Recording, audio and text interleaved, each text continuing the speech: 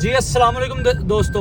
یہ سامنے دیکھیں یہ پولیس والا بھائی جو ہے وہ بغیر نمبر پلیٹ کے جا رہا ہے اور باقی جتنے بھی بھائی جا رہے ہیں وہ سارے جو ہیں نمبر پلیٹس کے ساتھ ہیں، ہیلمٹ بھی پہنا ہوا ہے، لیکن اس پولیس والے بھائی نے نہ تو ہیلمٹ پہنا ہوا ہے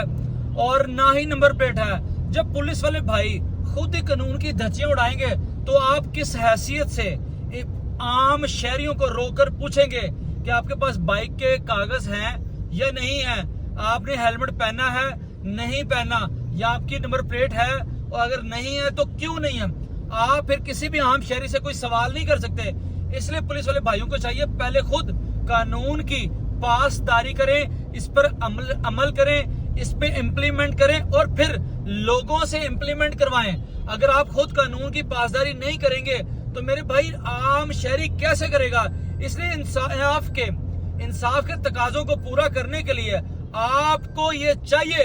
کہ آپ بھی